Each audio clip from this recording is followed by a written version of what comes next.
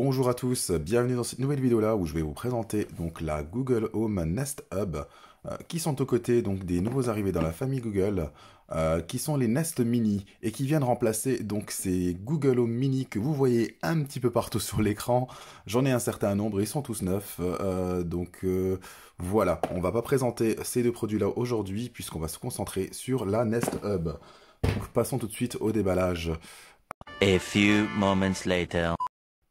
Donc, comment se présente la Nest Hub physiquement parlant? Sur la face avant, on va retrouver deux microphones, une à gauche, une à droite, qui ont la particularité d'être far field, c'est-à-dire longue portée, des micros longue portée, qui capteront donc toutes vos commandes à de très longues distances. Voilà. Également, on retrouve au centre ici non pas une caméra comme sur la Nest Hub Max, mais bien un capteur de luminosité et capteur de couleur de température. Voilà. Donc c'est-à-dire que si vous avez une pièce qui tire vers le jaune ou la nuit par exemple, vos photos, votre affichage de la Nest Hub va devenir plus jaune pour se fondre plus facilement dans votre décor et donc voilà, pour qu'il s'intègre plus parfaitement. Sur la face arrière, sur la face droite donc de l'appareil, on retrouve un volume bouton, plus moins pour régler physiquement le volume, même si on peut le faire très facilement sur l'écran tactile ou via commande vocale, mais également un interrupteur ici pour couper physiquement le microphone de l'appareil. Et également, on a le port d'alimentation que l'on ne va pas tarder à brancher tout de suite, puisqu'on va le faire. Et donc voilà. Notre appareil s'allume. Donc, pendant qu'il s'allume, on va la comparer face à une tablette Apple. En l'occurrence, ici, on a un iPad Air. Hop. Voilà, donc qui fait 9,7 pouces. Ici, la Nest Hub fait bien 7 pouces. Donc, il va nous demander de faire la configuration, la première configuration de l'appareil. Et pour ce faire, donc il va nous demander bien évidemment de télécharger l'application Home qui centralise, on va dire, la gestion de tous nos appareils Google, notre domotique de façon générale. Donc ici, moi, je l'ai déjà téléchargé. Donc voilà, il va nous demander pour pouvoir ajouter un appareil, on va tout simplement ajouter, cliquer sur le bouton plus, configurer un nouvel appareil. Il va nous demander donc configurer de nouveaux appareils. Je vais le masquer puisque ça va nous demander l'adresse. Voilà, on clique normalement sur sa maison ici. Recherche de nouvel appareil. Donc il devrait nous afficher qu'il va détecter donc la Nest Hub. Ici on a un code 2609. Bon, le vôtre va différer bien évidemment. Voilà, Nest Hub 2609. C'est bien l'appareil que l'on veut pardon, configurer. On fait sur suivant.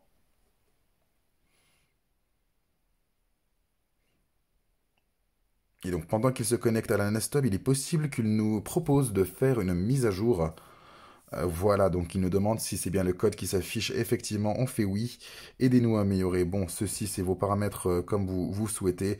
Moi, pour l'instant, bon, on va dire que je le mets aléatoirement ici. Je vais le redéplacer. Voilà, il est connecté au bon réseau. On va faire le code si vous m'en voulez pas.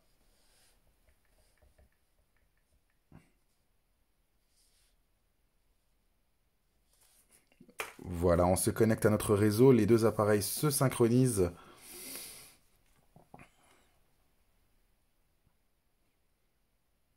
Voilà, comme je le prédisais, donc il y a une mise à jour qui va être faite, et qui devrait normalement redémarrer également la Nest Hub.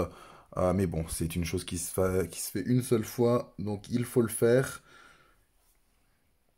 Et donc normalement après ça, on n'aura plus rien du tout à faire, on va dire, sur la configuration de cet appareil-là, puisque la configuration est déjà faite, on va dire, sur notre application Home ou nos appareils Google Home déjà existants.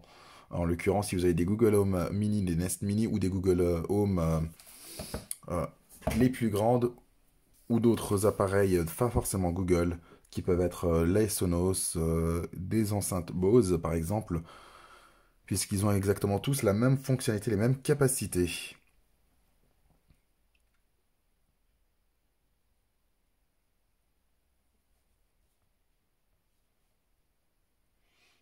Voilà, donc la suite pour la configuration, ici, on est visiblement obligé de tout accepter. On va faire suivant.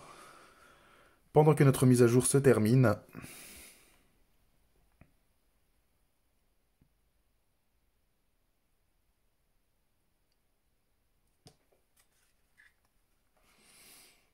voilà, il nous propose d'apprendre à l'assistant Google à reconnaître notre voix. Bon, dans mon cas, je vais pas le faire, non merci. Vous pouvez le faire si vous voulez des résultats plus personnalisés. Personnellement, bon, j'en ai pas forcément besoin. Les résultats personnalisés, je les passe également. Donc, il nous demande d'ajouter nos différents comptes externes, Spotify, YouTube Music, Deezer, etc. Moi, en l'occurrence, j'ai déjà Spotify de configurer, j'ai juste à faire suivant. Si vous avez aussi également un service VOD MyCanal, il faut l'ajouter. Moi, en l'occurrence, moi, je ne l'ai pas. Je fais suivant, premier pas avec les appels. Donc, il nous propose d'ajouter également un compte Google Duo. Donc, on va dire qu'est-ce que Duo? C'est FaceTime à la Google. Sauf que ici, comme on n'a pas de caméra, visiblement, ça sera uniquement des appels audio. Mais en face, si la personne a évidemment Google Duo avec une caméra sur son téléphone, on aura son image et lui recevra uniquement nos sons. Donc ça, pour le moment, hop. Voilà, je masque un petit peu l'écran puisqu'il affiche mon numéro de portable que je configure. Donc voilà, je fais continuer. Voilà, il nous demande d'ajouter également les diaporamas Google Photos. Voilà, donc ça c'est de la personnalisation.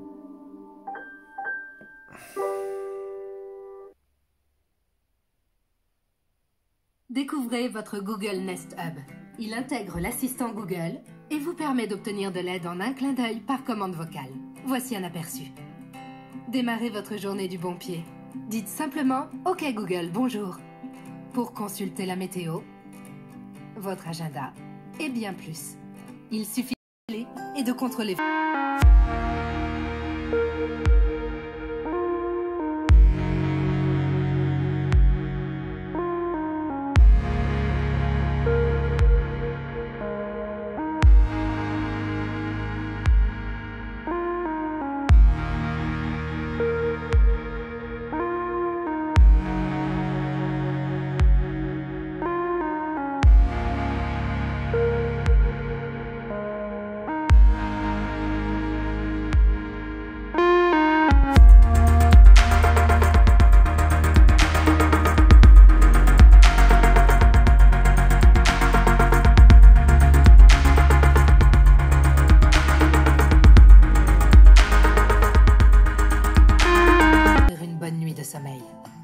N'oubliez pas que si vous souhaitez en savoir plus, dites simplement « Ok Google, que sais-tu faire ?» Vous voulez essayer Google Nest Hub? Faites glisser votre doigt à partir du bord gauche de l'écran pour quitter cette vue et commencez à l'utiliser.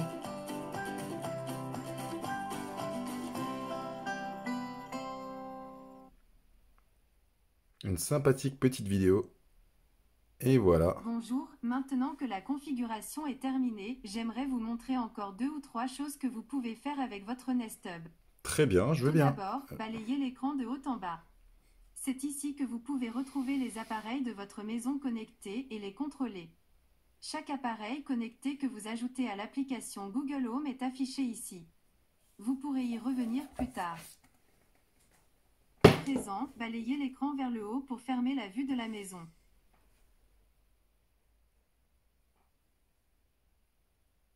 Je vais maintenant vous montrer comment accéder aux paramètres. Balayez l'écran de bas en haut. Vous trouverez ici certaines des commandes de votre Google Nest Hub, par exemple la luminosité de l'écran, le volume et d'autres paramètres. Pour masquer ces commandes, appuyez n'importe où sur l'écran. Maintenant que nous avons abordé les gestes à effectuer, passons à ce que vous pouvez voir sur votre écran. Pour connaître le programme de votre journée, appuyez n'importe où sur l'écran. Tout au long de la journée, de nouveaux contenus apparaîtront ici. Il peut s'agir d'événements issus de votre agenda ou des tubes du moment sur YouTube. Pour voir ce que j'ai d'autre à vous montrer, faites défiler l'écran vers la droite. Bravo, c'est tout pour le moment. Je vous laisse maintenant profiter de votre nouvel appareil et l'explorer par vous-même. Dernier conseil avant de vous laisser, pour en savoir plus, vous pouvez me demander « Que sais-tu faire ?» à tout moment. À bientôt. Voilà, donc on ne peut pas dire qu'on n'est pas guidé en achetant cet appareil-là, donc il nous a fait une démonstration à lui tout seul, en toute autonomie. Donc voilà, comme il nous disait, en bas on voit les différents réglages de luminosité, ici de l'écran, ici le capteur, donc oui, ils appellent ça Ambient EQ, qui s'adapte par rapport à la lumière de la pièce. Selon les prévisions, aujourd'hui, à Golbey, le ciel sera principalement ensoleillé avec une température maximale Voilà.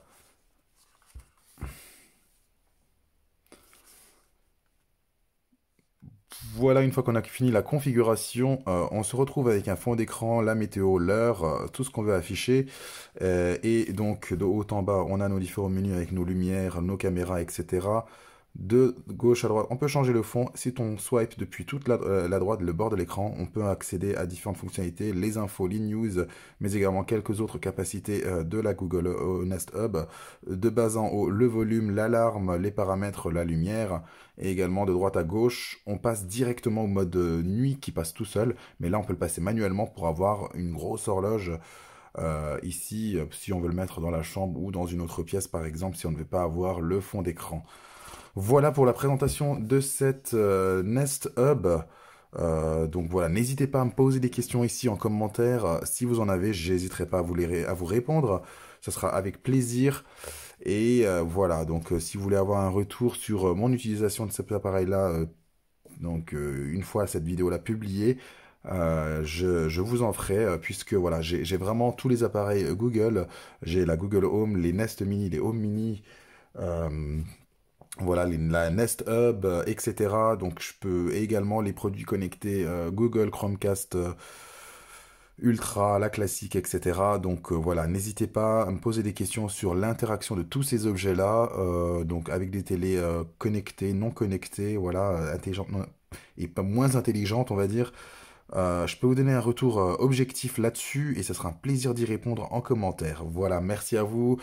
Pensez à vous abonner sur ma chaîne, ça me ferait énormément plaisir, et à mettre un commentaire, un pouce bleu si cette vidéo vous a plu. Et voilà, je vous dis à bientôt. Merci beaucoup.